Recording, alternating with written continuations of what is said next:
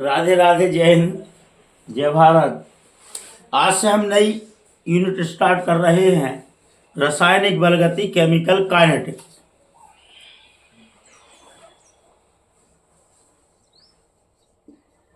Chemical kinetics. Kinetics या बलगति का मतलब होता है टक्कर। जब दो अणु, दो पार्टिकल्स आपस में टक्कर करेंगे, तो जब टक्कर करेंगे मोमेंटम ऊर्जा के कारण, तो उनमें कोई ना कोई क्रिया के प्रति प्रतिक्रिया होगी, और जब क्रिया के प्रति प्रतिक्रिया होगी उसी को कहेंगे रिएक्शन।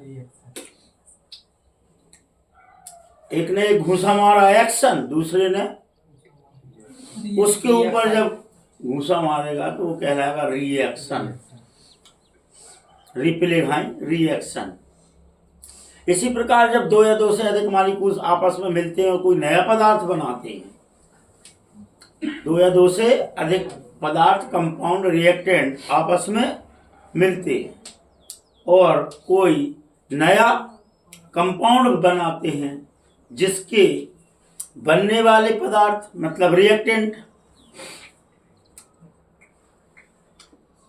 A प्लस बी आपस में मिले, रिएक्टेंट, और इनने कोई नया पदार्थ बनाया ए बी, जिसे प्रोडक्ट बोलते हैं। तो रिएक्टेंट के फिजिकल एंड केमिकल प्रॉपर्टीज बनने वाले पदार्थ से भिन्न हो, अलग हो, डिफरेंट हो, उसे रिएक्शन बोलते हैं।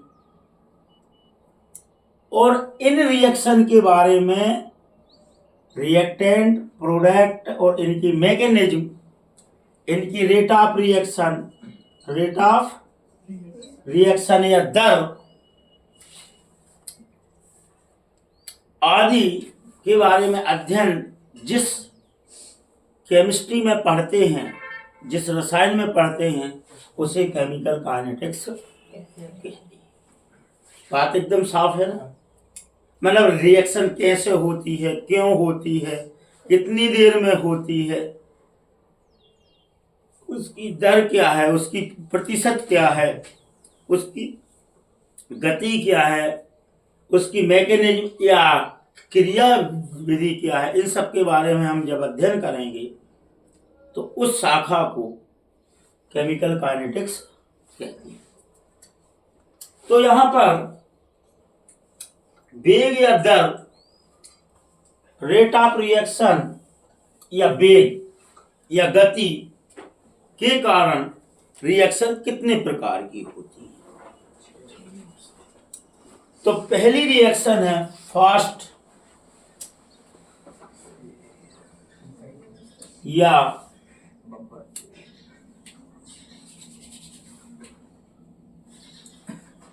इंटेंस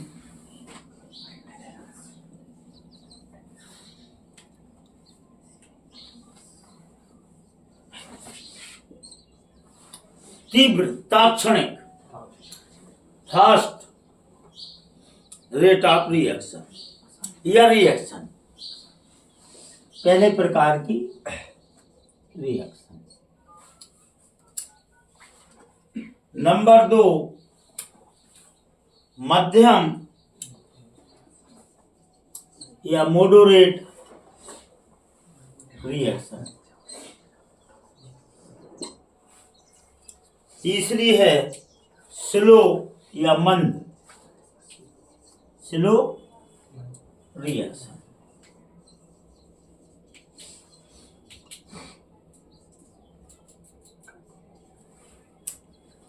वे सभी रिएक्शन जो अति शीघ्रता से होती हैं और रिएक्टेंट से प्रोडक्ट बनाने में 10⁻⁻9 सेकंड का समय लेती है या इससे भी कम का समय लेती हैं, उन सभी रिएक्शन को फास्ट रिएक्शन या तीव्र अभिक्रिया या तात्क्षणिक अभिक्रिया कहते हैं। मतलब दो रिएक्टेंट को मिलाया नहीं कि प्रोडक्ट बन गया। जैसे BaCl3 BaCl2 और H2SO4 को जैसे ही मिलाएंगे तो देर नहीं लगता बेरियम सल्फेट का हमें प्रेसिपिटेट और HCl प्राप्त हो जाता है। AgNO3 और NaCl नमक की रिएक्शन कराते हैं तो हमें AgCl प्लस NaNO3 का AgCl का अपक्षेप या प्रोडक्ट प्राप्त होता है। इन सभी अभिक्रियाओं में ज़्यादा समय नहीं लगता, ये बहुत फास्ट अभिक्रियाएं हैं। मध्यम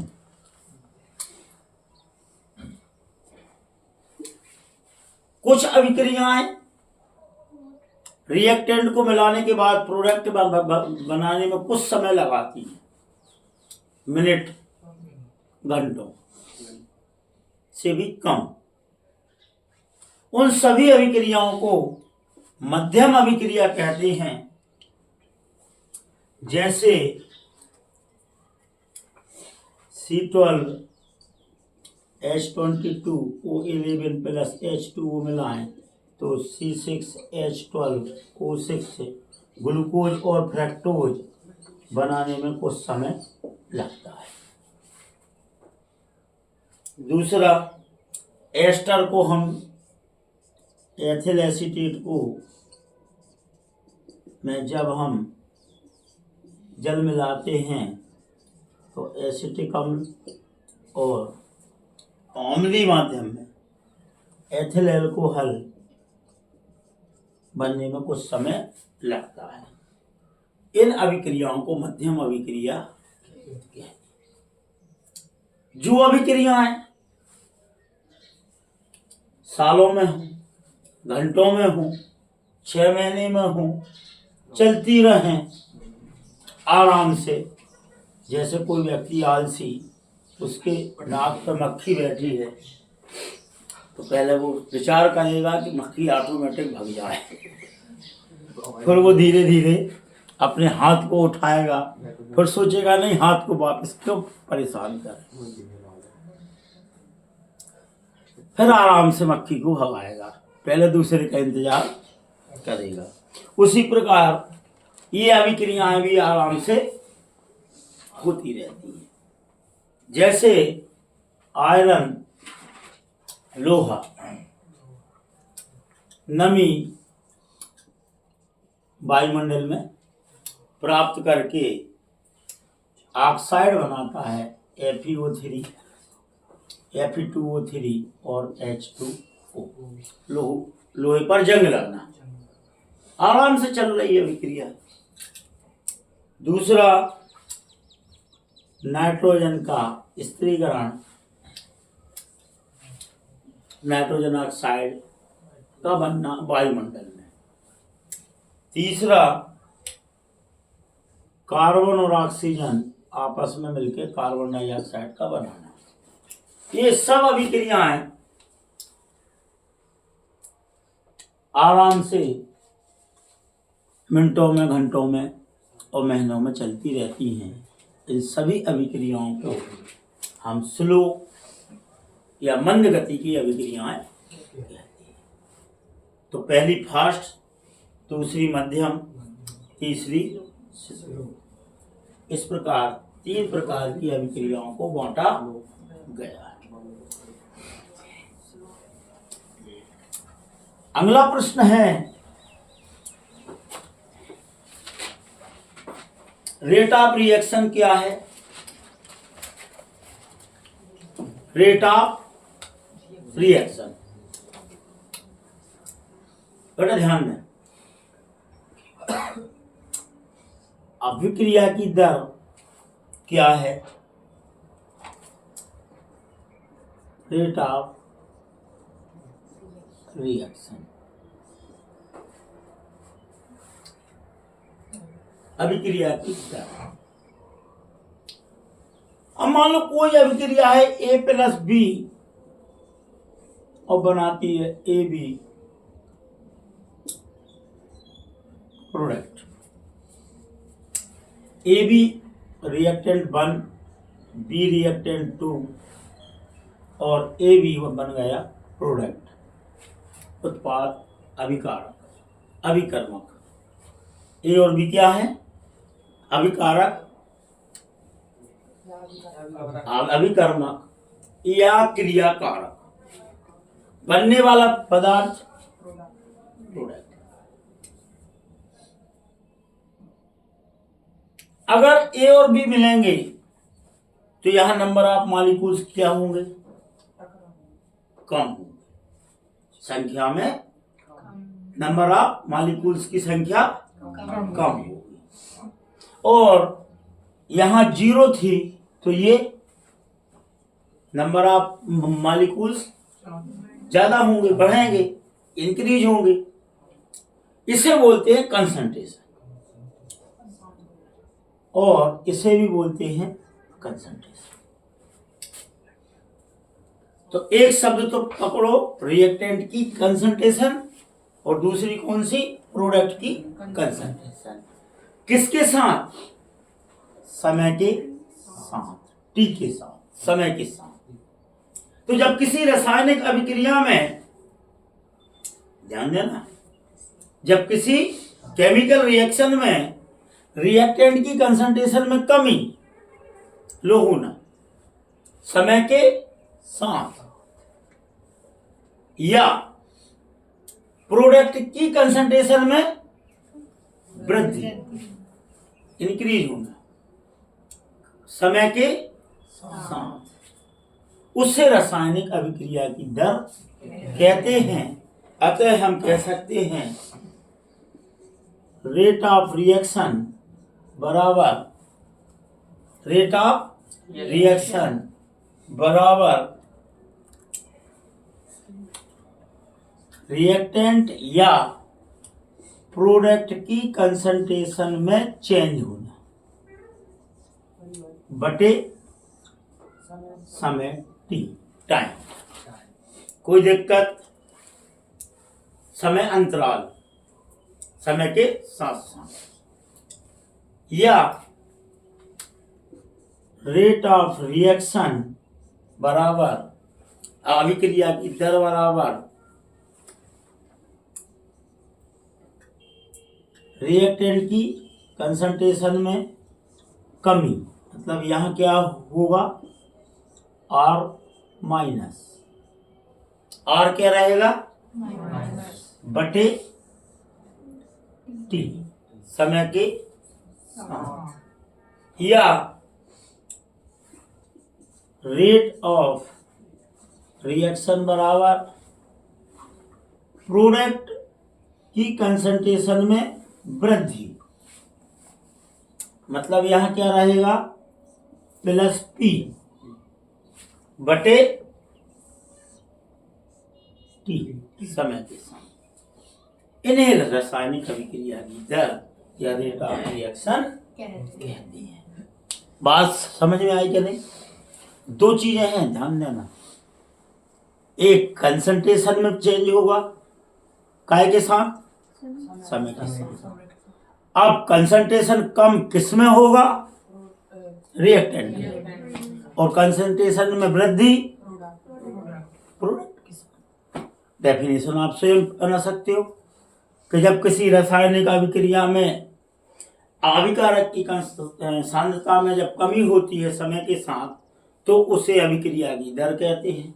या शब्द जरूर लगाना, ताकत के साथ, लठ मार के नहीं, ताकत के साथ उत्पाद की सांद्रता या कंसंट्रेशन में वृद्धि बटे समय।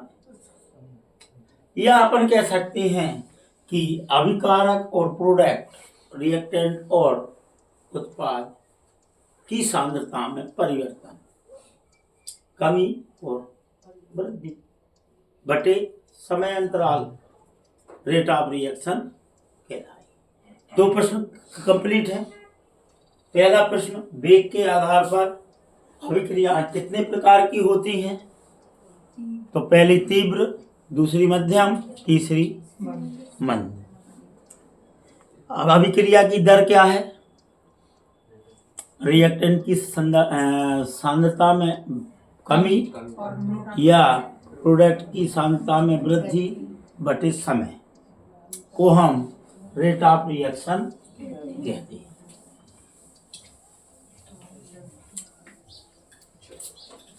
अगला क्वेश्चन है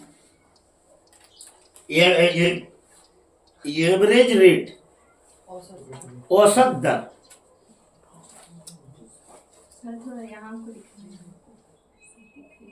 यहाँ से चलो, बहुत average rate of reaction,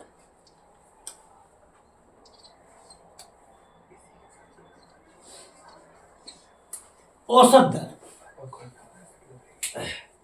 number 2, तात्क्षणिक दर।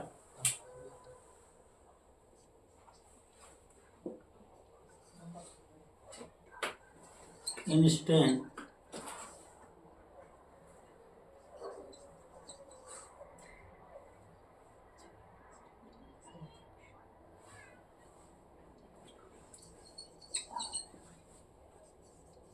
तात्क्षणिक अभिक्रिया की दर। मतलब दो प्रकार की हो गई, तात्क्षणिक और औसत। औसत सामान्य रूप से हम अभिक्रिया को अलग अलग पार्ट्स में बांट दें और उनमें लगने वाले समय से रेट ऑफ दर अलग अलग निकाल दें। जैसे 5 पार्ट्स में बांटी हमने, तो पांचों की दर को जोड़ दें और 5 का भाग दें, उसे कहेंगे हम एवरेज या औसत दर। दूसरी, इन पार्ट्स में बांटा है, उनमें से कोई एक पार्ट्स की दर, पहले पार्ट, दूसरा पार्ट्स, भाग, पहला भाग, दूसरा भाग, तीसरे भाग में से किसी एक हिस्से या एक भाग की दर को तात्क्षणिक दर कहते हैं। अच्छा, बांटते क्यों हैं? ये भी एक कारण। तो हमारे पंकज भाई 10 मिनट में 10 रोटी सटकार जाते, और इन्हें हमने 2-2 मिनट में बांट दे 10 मिनट है, तो पहले 2 मिनट में कितनी रोटी खाएंगे? 2, दूसरे में भी 2, तीसरे में भी 2, चौथे में भी 2, 5वें में भी 2, तो प्रत्येक में 2-2 बट गई ना, ये चल गए, मतलब खा बुरी नहीं लगी, लग भी जो पकड़ ले हम। क्या इनके 5 भागों में रेट ऑफ रिएक्शन खाने की दर समान रहेगी? नहीं रहेगी ना। क्या होगा? स्टार्टिंग में तो एक रोटी के 2 हिस्सा करे और पेट में, मतलब रेट ऑफ रिएक्शन ज्यादा रहेगी, मतलब रिएक्शन खाना, फिर धीरे धीरे जिनकी भुखमरी कम होती जाएगी, अब 4 कर अल्लाह है टुकड़ा, फिर धीरे धीरे आखिर में जिस चुन है चिड़िया खान। आपने अधिकतर अंगत में देखा होगा, यही होता है। ऐसे ही किसी भी अभिक्रिया में मान लो कि कोई रिएक्शन ए बी बनने में 10 मिनट का समय लगाता है, तो स्टार्टिंग में ए और बी रिएक्टेंट की कंसंट्रेशन अधिक होगी तो काइनेटिक्स भी अधिक होगी, टक्कर, और जब टक्कर अधिक होगी तो अगर इस 10 मिनट को हम दो दो दो दो और दो 5 भागों में बांट दें, 2-2 मिनट की रिएक्शन को, 10 मिनट की रिएक्शन को 5 भागों में बांट दें, तो पहली में सबसे फास्ट होगी। जैसे जैसे रिएक्टेंट की कंसंट्रेशन या सांद्रता कमती जाएगी, रेट ऑफ रिएक्शन भी कमती जाएगी। यहाँ मान लो 100 मॉलिक्यूल्स लिए हैं, तो स्टार्टिंग में हो सकता है 40 मॉलिक्यूल्स प्रोडक्ट में चेंज हो जाए, दूसरे वाले में और कम, तीसरे वाले में और कम, चौथे वाले में और कम, और लास्ट वाले में बिल्कुल कम, 1-2 रह जाए। और इस प्रकार संपूर्ण रिएक्शन को टाइम लगेगा 10 मिनट, तो ये कहलाएगी रेट ऑफ रिएक्शन। और इन 5 भागों की दर को हम जोड़ दें, योग कर दें, और जितने पार्ट्स में बांटा है उसका भाग दे दें, डिवाइड कर दें, तो वह एवरेज रेट ऑफ रिएक्शन निकल जाए। और इन 5 हिस्सों में से कोई भी एक ले लें, पहला भाग, दूसरा, तीसरा, चौथा, 5वां, कोई सा भी, और उसकी रेट ऑफ रिएक्शन को हम तात्क्षणिक रेट ऑफ रिएक्शन कहेंगे। इस प्रकार रेट ऑफ रिएक्शन कितने प्रकार की हुई बेटा? कौन कौन सी हुई? पहली एवरेज और दूसरी तात्क्षणिक। और रेट ऑफ रिएक्शन आपको समझ में आके गई? चलो ठीक, अच्छी बात है। तो यहाँ आपका फार्मूला होगा औसत के लिए, रेट ऑफ रिएक्शन बराबर ऑफ x1 माइनस x2 बटे T2 माइनस T1, या इसको कह सकते हैं कुल x में परिवर्तन योग में बटे कुल T में होने वाला चेंज। यहाँ आपकी एक निश्चित होगी, एक निश्चित समय की रिएक्शन लिमिट क्या कहलाएगी? बराबर डेल x बटे डेल t को बांट दे हम dx, मतलब एक हिस्से में छोटा डेल d बटे छोटा t मतलब छोटी d x, मतलब एक निश्चित पार्ट की अभिक्रिया। ये आपकी होगी तात्क्षणिक अभिक्रिया, मतलब सूक्ष्म परिवर्तन, एक हिस्से का परिवर्तन समय अंतराल के साथ, और संपूर्ण हिस्सों के योग चेंज में योग बटे समय अंतराल कहलाएगा एवरेज।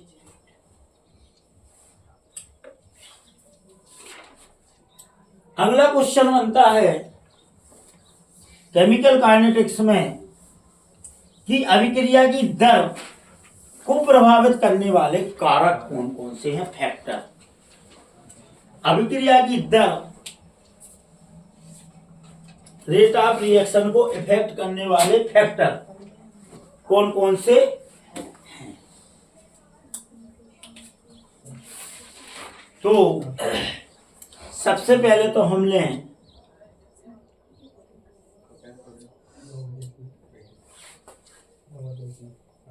कंसंट्रेशन ऑफ रिएक्टेंट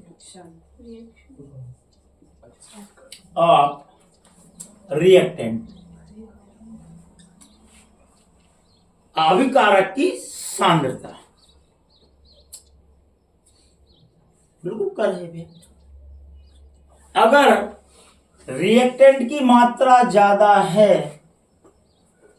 तो रेट ऑफ रिएक्शन भी ज्यादा, मतलब समानुपाती होगा, क्योंकि जितने ज्यादा रिएक्टेंट होंगे उतनी ज्यादा टक्कर होगी, उतनी ज्यादा टक्कर होगी तो उतनी गति तेज होगी। जितने ज्यादा सैनिक होंगे, योद्धा होंगे,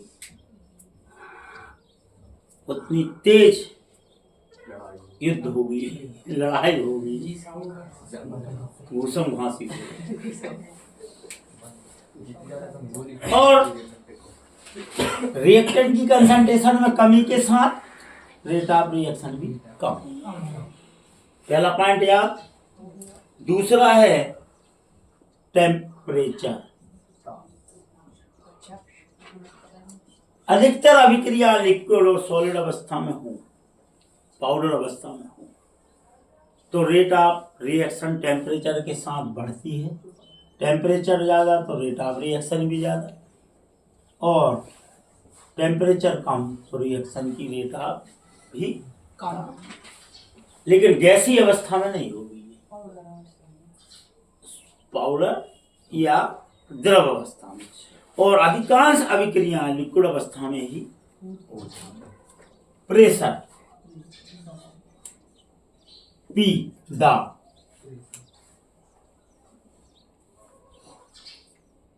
यहां अब अभिक्रिया दाब बढ़ाने पर अभिक्रिया की दर भी बढ़ जाती है। दाब बढ़ाएंगे तो अभिक्रिया की दर भी बढ़ेगी, और दाब घटाएंगे तो अभिक्रिया की दर भी घटेगी। और गैसीय अवस्था में तो सबसे ज्यादा।